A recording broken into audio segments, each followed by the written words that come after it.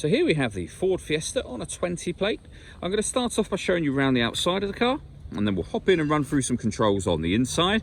But from the outside, you can see it's a 5-door car with alloy wheels and tinted windows. Let's start off inside the boot and then work our way around the rest of the car from there. As we approach the back of the car, you can see we have plenty of boot space along with that 60/40 split folding rear seat, should you wish to increase this space even further. Okay, so we're just going to work our way back round to the front of the car and then we'll hop in and run through some controls on the inside. Now that we've done a full circle of it, you can see it's in excellent condition the whole way round. Just briefly before we climb in, I think it's what we're seeing the interior from this exterior point of view. There's plenty to run through on the dashboard, so let's hop in and we'll do that right now. Okay, now that we're inside the car, we're going to start with the dials. On the left-hand side, we have the rev counter, and on the right-hand side, the speedometer. In the middle at the bottom, we have the fuel gauge and coolant temperature gauges, and above that, a digital readout for the speedometer. You can change that information by using buttons on the steering wheel for various different things, including, as you can see there, your trip computer, vehicle settings, your phone, your radio, navigation, and eventually you'll get back round to the beginning again. Also contained within that section, we have the total miles for the car. There in the top left of that screen, where it currently says My View. There you go. So 1,039 are the total miles for the car.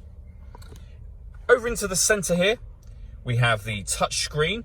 So here you will, amongst other things, connect your phone. Search for your vehicle on your device and select it once it is found. And once you've paired your phone, on the steering wheel you'll have phone controls just here, as you can see, and stereo controls as well. Also, you've got cruise control and speed limiter on the steering wheel, and the buttons that I was using to adjust the trip computer information are there as well. Over on the centre screen, once you've paired your phone, if you want to listen to your music, you've got AM, FM and DAB radio, and as I say, when you paired your phone, you've also got Bluetooth audio, so you'll be able to stream your music wirelessly as well as making and receiving phone calls. If we come back out of that, this car also has satellite navigation. There's a full video that shows how this works on both our website and also on our YouTube channel as well. Working our way down with the main volume for the stereo just there, we then have air conditioning, so you can adjust the temperature, the fan speed.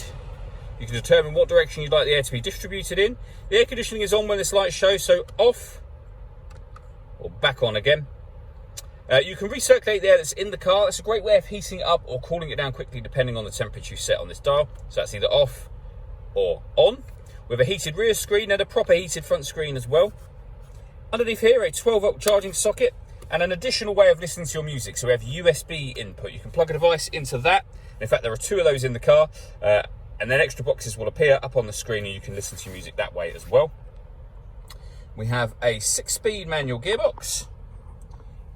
We can put the car in eco mode, we can turn off the traction control, and we can turn off the stop and start. This car is designed to cut out when it's stationary in traffic to save you fuel. That system is now turned off.